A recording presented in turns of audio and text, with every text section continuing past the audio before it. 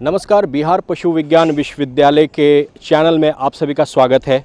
मैं इस वक्त मौजूद हूं बिहार पशु विज्ञान विश्वविद्यालय के वेटनरी क्लिनिकल कॉम्प्लेक्स में और अभी हमारे पास एक केस आया है। एक पशुपालक किसान भाई हमारे वेटनरी क्लिनिकल कॉम्प्लेक्स में आए हैं, वेटनरी के हॉस्पिटल में आए हैं और ये अपने पशु जो आप देख सकते हैं यहाँ पे, ये जो गाय है इसे कुछ समस्या है जिसके समाधान के लिए ये यहाँ पे आज आए हैं। आइए हम इनसे बातें करते हैं कि क्या इनके पशु को क्या दिक्कत हो रही थी और वो यहाँ पे क्यों उपस्थित हुए हैं। आप कहाँ से आपका आना हुआ है? जी सर, हमारा से आए हुए हैं। क्या समस्याएं आई है आपके पशु में? मंथ से हम इलाज करवा रहे हैं लोग, लेकिन रोग नहीं पकड़ा रहा है। लेकिन एक डॉक्टर ने बताया कि टीआरपी हुआ है, उसी कारण हम यहाँ आए। तो ये समस्या 1 महीने से है, तो क्या क्या लक्षण पाए गए इस गाय में? सर ऐसे तो हम लोगों को पता नहीं है, लेकिन जो डॉक्टर बोल रहा था वही हम लोग इलाज करवा रहे थे। ठीक है, इलाज के कारण कोई ऐसा डॉक्टर बोला कि टीआरपी हुआ है लास्ट पोजीशन में, तो फिर हम यहाँ लेकर आए।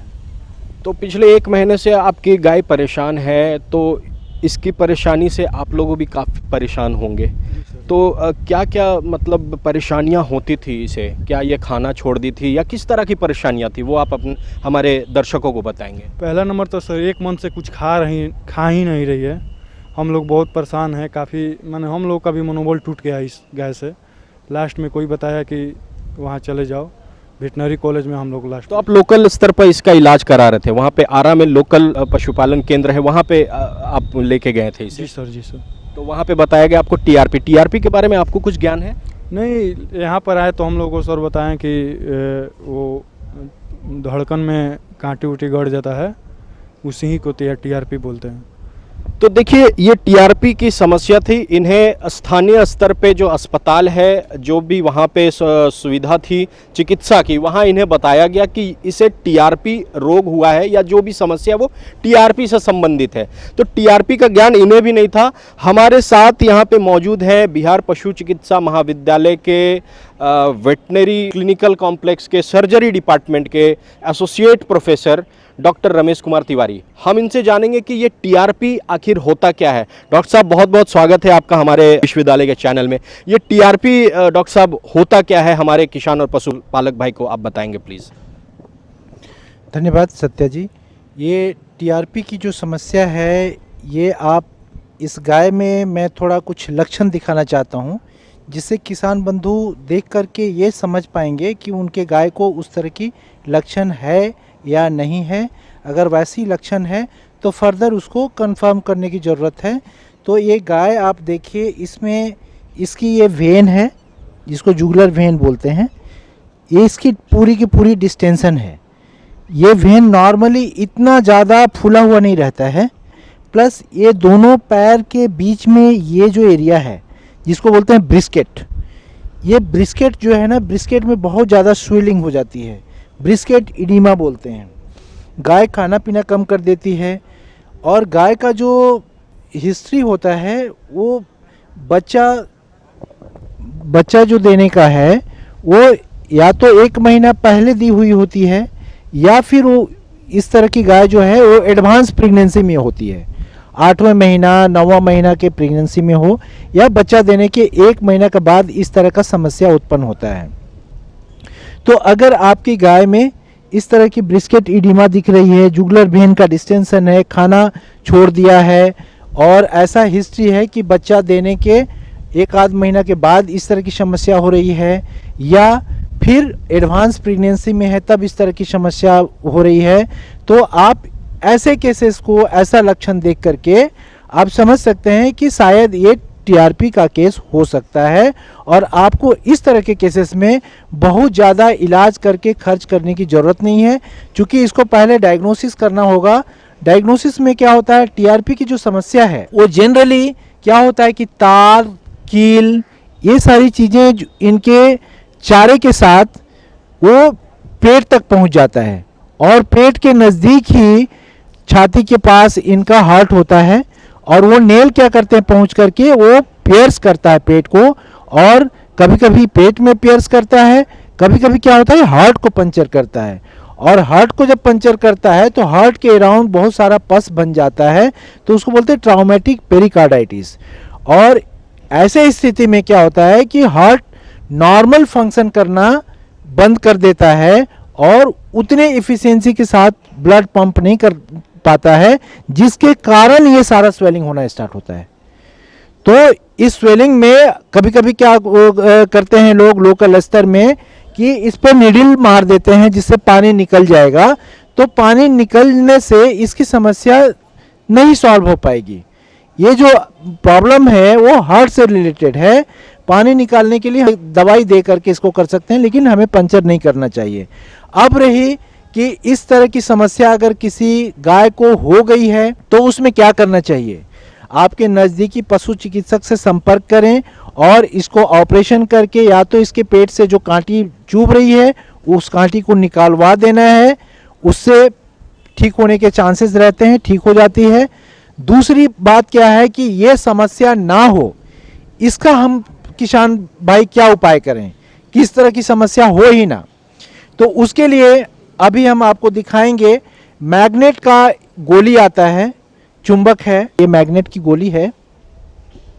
और इस मैग्नेट की गोली को हम अभी आपको दिखाएंगे कि ये गोली कैसे काम करता है। ये मैग्नेट की गोली अपने गाय को खिला दीजिए, या फिर ये जो गाय है इसको भी हम खिला देंगे, तो इसके पेट में जो भी कील कांटी लोहा जो पड़े होंगे, जो इसको नुकसान पहुंचा रहे होंगे, ये मैग्नेट उसको पकड़ लेगा। और ये मैग्नेट की सबसे बड़ी विशेषता ये है कि ये मैग्नेट इसके पेट में हमेशा पड़ा रहेगा। इस मैग्नेट से इस गाय को किसी तरह से कोई नुकसान नहीं होगी। ये मैग्नेट कभी गोबर से बाहर नहीं आएगा, इसके पेट में हमेशा पड़ा रहेगा। और जो ही कोई बाहर से कोई कील या कांटी इसके पेट तक पहुंचेगी चारे के साथ, ये मैग्नेट उसको पकड़ के रखेगा। और लंबा ड्यूरेशन तक अगर ये मैग्नेट होल्ड करके रखेगा तो धीरे धीरे वो कांटी इसके पेट में गल भी जाती है। अभी आपको दिखाएंगे कि ये मैग्नेट कैसे काम करता है और इस मैग्नेट को हम कैसे खिलाते हैं जानवर को। तो आप यहाँ देख पा रहे हैं, ये जितने कील कांटी यहाँ जो देख पा रहे हैं, ये सब हमने ऑपरेशन करके गाय के पेट से निकाला है। तो इसी तरह के कील और कांटी जो है ना, वो चारे के साथ गाय के पेट तक पहुँच जाती है और ये हार्ट को चुभती है। ये मैग्नेट जो जब पेट में पड़ा रहता है तो जो ही कील या कांटी इसके पास पहुँचेगा, ये सब को पकड़ के रख लेगा। ये जब पकड़ लेगा तो कहीं ये चुभने नहीं देगा। तो इस तरह से ये मैग्नेट जो है ना, इसको हेल्प करता है हमारे गाय को ये टीआरपी से बचाने में। अब हम आपको दिखाते हैं कि गाय को खिलाना कैसे है। इस गाय को खिलाना कैसे है, इसके लिए आपको इस तरह से एक पाइप लेना है और इस पाइप के सहारे इस गोली को हम खिलाएंगे। और जब भी आप खिलाएं तो किसान बंधु को ये नहीं सोचना चाहिए कि ये गले में अटक जाएगा या सांस के नली में चला जाएगा। सांस के नली में अगर चला भी जाएगा तब भी गाय जब सर नीचे करेगी तो आराम से बाहर निकल के गिर जाएगा, इससे कहीं कोई नुकसान नहीं होगा। खिलाने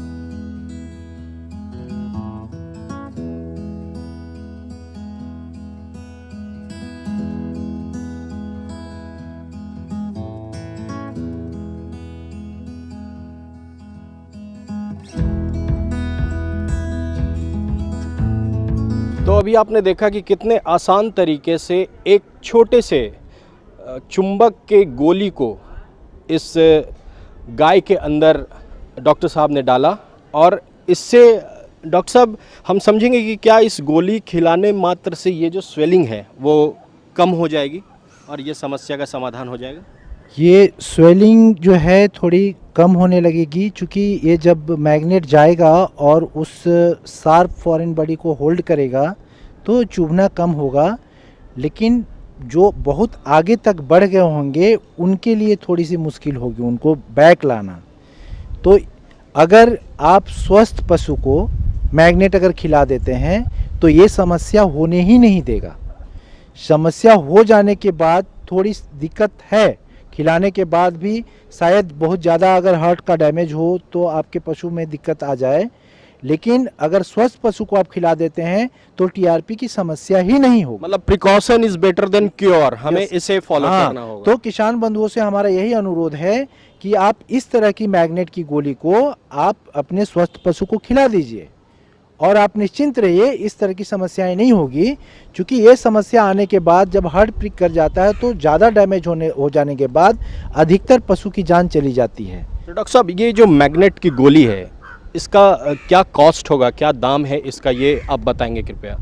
ये मैग्नेट की गोली हमारे पशु चिकित्सालय के दवाखाना में उपलब्ध है और इसकी कॉस्ट जो है 500 से 600 रुपया तक में पड़ेगी। तो ये बहुत ज़्यादा कॉस्टली भी नहीं है, अगर हम इलाज के कंपैरिजन में इसको कंपेयर करें तो बहुत ही नॉमिनल है ये।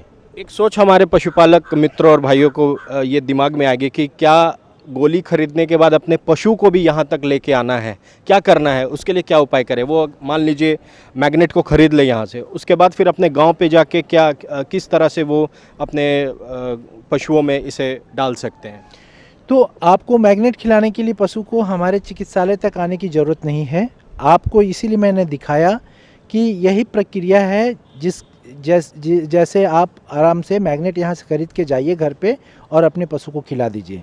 चाहे तो इस पाइप का सहारा ले सकते हैं या हाथ से भी बहुत अंदर तक अगर आप गोली को छोड़ देते हैं तो पशु खा जाएगी। तो क्या ये साधारण पाइप है जिस पाइप से हम लोग पानी की कनेक्शन वगैरह करते हैं, क्या ये वही बिल्कुल है? सी साधारण सी पाइप है जिससे पानी से कनेक्शन होता है, पीवीसी पाइप है। और ये इस पाइप के छोर से उस मैग्नेट को डाल देना है जहाँ पे उसके जीभ के अंदर में स्वेलिंग था वहाँ पास। स्वेलिंग के पीछे छोड़ना है। अगर स्वेलिंग के आगे अगर छूट जाएगा तो ये गाय निकाल देगी उसको। स्वेलिंग के पीछे जो भी चीज़ अगर आप छोड़ देंगे, चाहे वो गोली हो, बॉलस हो या फिर मैग्नेट की बॉलस हो या कोई भी फॉरेन बॉडी हो, अगर स्वेलिंग के पीछे जो चली गई उसको गाय निगल ही जाएगी, उसको दोबारा बैक उगल नहीं पाएगी। तो आपने देखा कि किस तरह से तमाम जानकारी आप लोगों को मिली कि कैसे चारे के माध्यम से कील और कई प्रकार की जो चीज़ें हैं जैसे तार हुए या लोहा का टुकड़ा हुआ वो गाय के पेट में चला जाता है और किस प्रकार से ये गंभीर समस्या को उत्पन्न करता है। मगर इस समस्या का समाधान एक छोटी सी मैग्नेट की गोली है जिसका सरल तरीके से गाय के मुंह के माध्यम से उसे डाल दिया जाता है और ये समस्या का समाधान हो सकता है। ऐसी और भी वीडियो हम आपके तक लेके आएंगे। अगर आपके पास कोई भी समस्या हो तो आप हमारे YouTube के कमेंट बॉक्स में लिखें, हम उस समस्या के समाधान आप तक लाने की कोशिश करेंगे। बहुत बहुत धन्यवाद।